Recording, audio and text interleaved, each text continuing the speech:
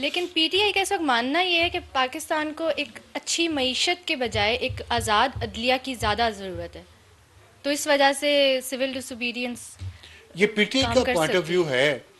तो उन्होंने मईशत पे वैसे भी कभी पहले भी तवज्जो नहीं दी। अदलिया जब साकिब निसार वाली थी, जब आसिफ सईद खोसा वाली थी, जब गुलजार वाली थी, जब उमर अताब बंदियाल वाली थी, तो आज़ाद थी ना। पीटीआई के स्टैंडर्ड्स के मुताबिक तो वो आज़ाद अदलिया थी ना। पीटीआई के स्टैंडर्ड तो अपने हैं ना, उनके लिए अपने लिए अलग हैं, और बाकी जो उनके ऊपर तनकीद करते हैं उनके लिए अलग स्टैंडर्ड्स हैं। उस वक्त तो उनकी अदलिया आज़ाद थी, तो मईशत किधर थी? अभी खैबर पख्तूनख्वा का हाल देखा आपने कभी जाके? वहाँ पूछे लोगों से उनकी ज़िंदगी कितनी मुश्किल है। वह कुरम एजेंसी में जो लोग कल 9 बच्चे मर गए, अद्वियात नहीं थी नहीं होने के हॉस्पिटल्स में। बावजूद। शर्म आई किसी को? पूरी पीटीआई लीडरशिप में से वो पख्तून नहीं है। वो पख्तून बच्चे जो वहाँ मरे हैं बीमार होके दवाइयों के ना होने की वजह से, वो पख्तून नहीं थे। अब खैबर पख्तूनख्वा की हुकूमत को कोई नहीं पूछेगा। तो खैर ये बातें हैं सारी। कमिंग बैक टू और फवाद चौधरी साहब, वो आप कह रहे हैं कि एक अहम रोल प्ले कर सकते हैं। उन्होंने कल एक स्टेटमेंट भी दिया कि खान साहब का जो अकाउंट बाहर से ऑपरेट हो रहा है, अगर वो पाकिस्तान से ऑपरेट होना शुरू हो जाए तो भी मामलात देखें काफ़ी बेहतर हो वही सकते हैं। बात जो मैंने की है वो उसने कर आप हमेशा से ये कहते तो आए वो हैं। देखिए पीटीआई के अंदर एक बहुत सीरियस संजीदा लीडरशिप जो है वो समझती है कि जो बाहर बैठे लोग हैं ना, मफाद परस्त हैं। वो इमरान खान का नाम इस्तेमाल करके वहाँ भीख मांगते हैं, चंदा जमा करते हैं और उससे याशी करते हैं, इमरान खान का नाम इस्तेमाल करके। और खुदा न खास्ता जो हम कल भी बात कर रहे थे कि उनके लिए इमरान खान जिंदा हो या ना जिंदा हो, खुदा न खास्ता उनके लिए डॉलर ही डॉलर हैं। तो ये जो इतनी इतनी गंदी सोच के लोग जो बाहर बैठे हुए हैं, जिसकी वजह से इमरान खान को नुकसान हो रहा है, पीटीआई को नुकसान हो रहा है, पाकिस्तान को नुकसान हो रहा है, उसके उनके खिलाफ पाकिस्तान के अंदर से भी आवाज़ें उठ रही हैं। लेकिन मसला ये कि खान साहब जो है ना, वो डबल गेम कर रहे हैं, बल्कि ट्रिपल गेम कर रहे हैं। उन्होंने अंदर इतनी सारी एक कमेटी बना दी है, मैंने आपको कहा। दूसरी तरफ फैसल चौधरी और फवाद फवाद चौधरी हैं। अब ये क्यों है दरमियान में बफर क्यों रख रहे हैं? ताकि खान साहब को किसी वक्त यू टर्न लेना पड़े, मुकरना पड़े अपनी बात से, तो मुकर जाएं, यू टर्न ले लें कि जी मुझे तो फैसल चौधरी ने कुछ और बताया था, फवाद चौधरी ने कुछ और बताया था, मुझे उमर अयूब ने कुछ और बताया था, बुशरा ने कुछ और बताया था। ये कन्फ्यूजन वैसे हमने पीटीआई में काफ़ी टाइम से हम देख रहे हैं कि देखने नहीं पैदा की गई है जानबूझ के खुद। अच्छा, जी, खुद, ताकि किसी, कोई एक लीडरशिप नहीं है, कोई कोई एक बंदा नहीं है जो मैसेजिंग करता हो, ना बाहर आके कोई एक शख्स बात करता है, ना अंदर जाके कोई एक शख्स बात करने वाला क्योंकि है। आप क्लैरिटी चाहते नहीं हैं। आप जो ये ग्रे एरियाज हैं इसमें रखने से खान को फ़ायदा क्या हो रहा है कि वो अपने आप को एक बहुत पॉपुलर और बहुत रेजिस्टेंस वाला लीडर साबित करना चाहते हैं। खान साहब ये चाहते हैं कि मैं इक़्तिदार में रहूं तो ठीक है, मैं ना रहूं इक़्तिदार में तो यहाँ स्टेबिलिटी आए या ना आए इससे उन्हें कोई फ़र्क नहीं पड़ता। अवाम के लिए थोड़ा अरसा सुकून का मिले या ना मिले, बाद में स्ट्रगल शुरू, उन्हें ये चीज़ इंपॉर्टेंट नहीं है। उनके लिए अपनी ज़ात इंपॉर्टेंट है, तो वो उसके लिए कर रहे हैं और उसमें वो कामयाब है। और यही जो है ना, अभी मैंने आपको बताया बफर जोन जो उन्होंने क्रिएट किया हुआ है, फवाद चौधरी का और फैसल चौधरी का, और ये जो कमेटी बनाई हुई है 7 मेंबर, उन्होंने 2 सेनेटर्स भी उसमें डाल दिए हैं। और उसमें वो इसीलिए है कि उन्हें किसी भी चीज़ पे वो नॉन कमिटल रहना चाहते हैं, वो कमिट नहीं करना चाहते कुछ भी, जब तक कि उनकी मर्ज़ी की बात नहीं हो जाती। और उनकी मर्ज़ी की बात शायद ना हो, तो एक मुसलसल कशमकश है, एक मुसलसल झगड़ा है जो चलेगा। अच्छा, इसके अंदर इंटरनेशनल फैक्टर भी इम्पॉर्टेंट है, और इंटरनेशनली भी हम देख रहे हैं कि प्रोपेगेंडा अब काफ़ी शुरू हो गया ट्विटर के ऊपर। अगर आपने फॉलो किया हो, रायन ग्रिम है एक जर्नलिस्ट, उन्होंने अभी एक ट्वीट किया कल परसों के several million Pakistani American diaspora, several millions तो वो हैं भी नहीं। जो लेटेस्ट सेंसस है उसके मुताबिक दे आर लाइक 6 लाख और 7 लाख, इसके अराउंड एक फिगर है। 500,000 तकरीबन। तो ये क्या पीटीआई बाहर इतनी स्ट्रांग हो चुकी है, ये लॉबिंग का इफेक्ट है, या जो पीटीआई का सोशल मीडिया के ऊपर प्रोपेगेंडा है उससे जर्नलिस्ट भी इवन अफेक्ट होना शुरू हो गए हैं कि वो कुछ भी कहे देखिए जा रहे एक हैं। तो मुझे पता नहीं ये कौन जर्नलिस्ट हैं भी जर्नलिस्ट का नहीं, क्योंकि आजकल फेकरी इतनी ज़्यादा है, झूठ इतना ज़्यादा है, ख़ास तौर पे जो पीटीआई के सपोर्टर्स और फॉलोअर्स हैं उनके लिए कोई अखलाकी हैसियत है नहीं कि झूठ बोल रहे हैं या सच बोल रहे हैं। तो और कुछ तो ख्याल रख रहे हैं। देखिए आपकी राय होना वो कुछ भी हो सकती है राय आपकी, लेकिन अब फैक्ट्स को, एक्यूरेसी को जब आप कॉम्प्रोमाइज़ कर जाते हैं ना, तो प्रॉब्लम वहाँ पे है। और ये मुझे नहीं पता ये जर्नलिस्ट हैं भी, ये नहीं है, और कहाँ पे हैं, जो नाम से आप बता रही हैं कि वेस्टर्न लग रहे हैं, और अगर उन्हें बेसिक रिसर्च का ही नहीं पता, कि आपको ये नहीं पता पाकिस्तानियों की तादाद कितनी है अमेरिका में, और आप मिलियंस कह दें, और उस पर वो रिचर्ड ग्रैनल की भी आप बात करिए, तो ये ज़ाहिर है प्रोपेगेंडा है, लॉबिंग की वजह से भी है। एक तो रीज़न है लॉबिंग, आप रीज़न नंबर डाउन कर लेते हैं ना। एक तो लॉबिंग की वजह से बहुत सारे न्यूज़ ऑर्गेनाइजेशन जो हैं उनको अप्रोच किया गया है, उनको फंडिंग होती है, इंडिविजुअल जर्नलिस्ट की, लेजिस्लेटर्स की फंडिंग होती है। फिर यह है कि कुछ वेबसाइट फेक बनाई गई हैं इसी काम के लिए, बहुत सारी। फिर यह है कि एक कल्ट है, उस कल्ट की फॉलोइंग है, अंधाधुंध जो चल रहे हैं कि हमने खान के लिए काम करना है, झूठ हो या सच हो, वी डोंट केयर।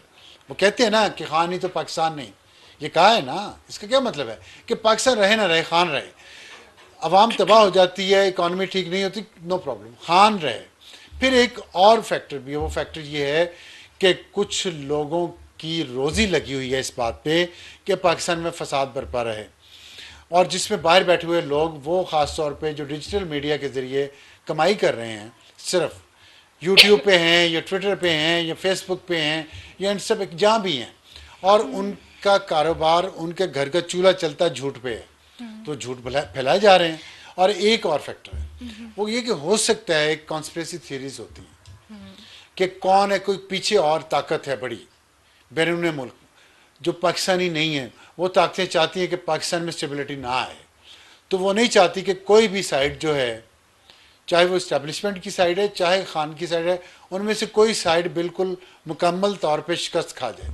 अच्छा। ये नहीं चाहते, क्योंकि अगर एक शिकस्त खा गया तो एक विनर होगा, तो ऑब्वियसली। स्टेबिलिटी आ जाएगी। ये नहीं चाहते, किसी को गिरने नहीं दे रहे, कहते किसी भी पहलवान को वो गिरने नहीं देना चाह रहे।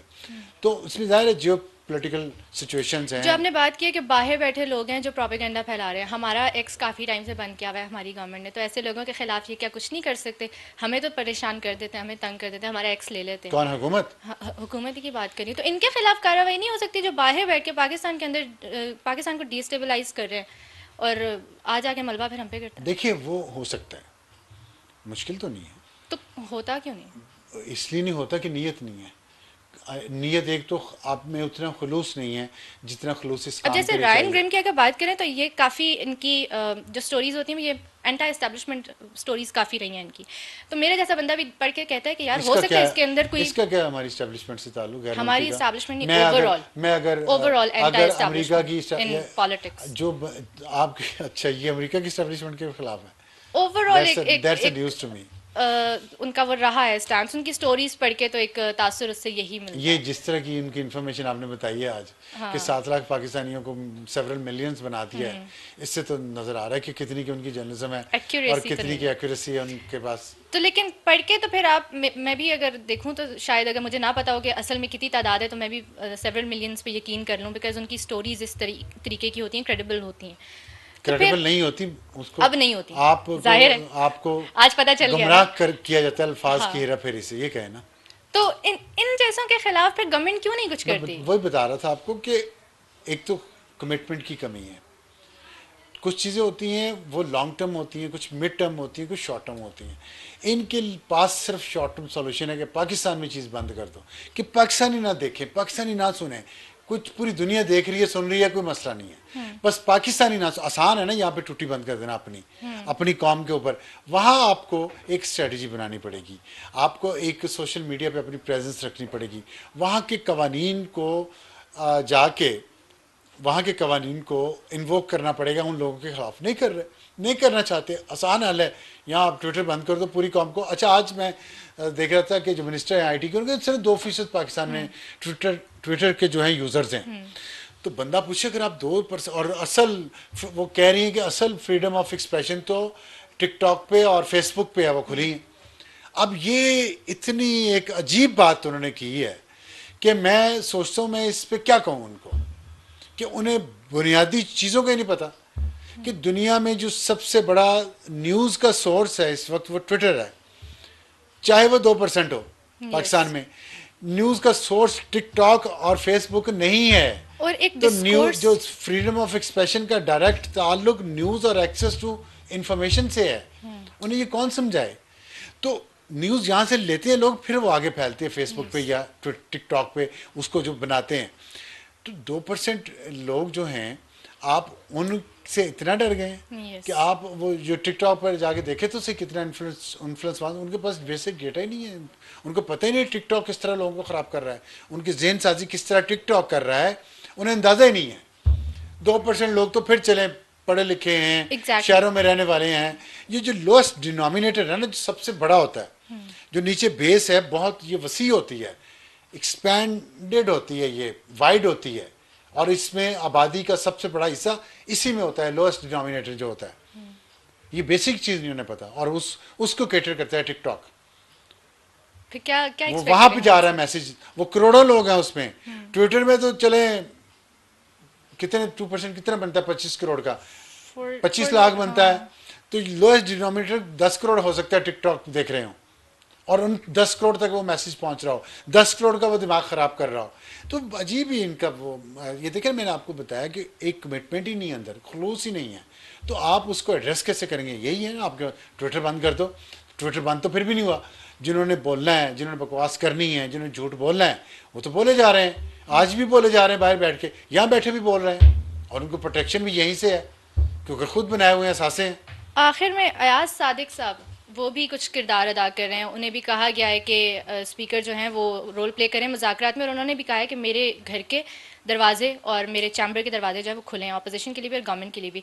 आप समझ रहे हैं कि ये कोई Fawad Chaudhry type role play करेंगे गवर्नमेंट की नहीं, साइड से? फवाद चौधरी टाइप रोल नहीं प्ले करेंगे, वो अलग ट्रैक है। और उसकी वजह यह है कि पीटीआई और खान साहब किसी भी बात पे कमिटमेंट नहीं देना चाहते, नॉन कमिटल रहना चाहते हैं, और ताकि उन पे जिम्मेदारी ना आए, कोई माहिदा कर लें, डील कर लें, किसी भी वक्त किसी पे भी डाल देंगे। वो हो सकता है स्पीकर पे डाल दें बाद में। तो अपने ऊपर जब जिम्मेदारी नहीं लेनी होती ना, जब देखें वो कहते हैं ना मैं फेस टू फेस बात करना चाहता, आपका किसी से झगड़ा हो, आप कहते हैं मैं फेस टू फेस बात करना चाहता हूँ, ये चाहती हूँ, तो क्या मतलब होता है उसका? कि भाई फेस टू फेस मैं भी जिम्मेदारी लूंगी, आप भी जिम्मेदारी लें। लेकिन यहाँ पे अगर मैं किसी बंदे को नॉमिनेट कर दूं, आप भी किसी को नॉमिनेट कर दें कि मुज़ाकरात हमारे दरमियान हो रहे हैं, तो वो जब मैंने मुकरना होगा, भागना होगा, मैं कहूँगा मुझे उस बंदे ने बात ही गलत बताई थी, तो I can get away from that agreement. Escape होएगा एक। स्केप रूट होता है मेरे पास। तो यही काम पीटीआई कर रही है। पीटीआई नहीं इस बात पे पुरखलूस के मुज़ाकरात करें, मुफाहमत करें, और कोई ऐसा तासुर जाए लोगों में कि डील हो गई है और अब मामला चल पड़े हैं और थोड़ा सा मुल्क में स्टेबिलिटी आएगी। मुल्क में स्टेबिलिटी आ गई लॉन्ग टर्म, तो इस पीटीआई की सियासत को नुकसान पहुंचेगा। पीटीआई कहती है मेरी सियासत को नुकसान ना पहुंचे, अवाम को या मुल्क को पहुंचता है तो पहुंच जाए। ये सादा सा फॉर्मूला है, और तो ये ऐसे ही यानी चलता रहेगा, ये चलता रहेगा। क्योंकि गवर्नमेंट अभी चलता रहेगा। हाँ जाहिर है जो जिस तरह की डिमांड्स हैं वो लग तो नहीं रहा कि पूरी होंगी, क्योंकि और अगर अभी पूरी हो 190 जाएगा। मिलियन पाउंड केस का जो फैसला आना है, उसमें उस वक्त तक को तो मुझे हुकूमत के या इस्टेब्लिशमेंट की तरफ से बहुत कुछ ऑलिव ब्रांच नज़र नहीं आती। उसके फैसले के बाद पता चलेगा कि क्या है उनके पास।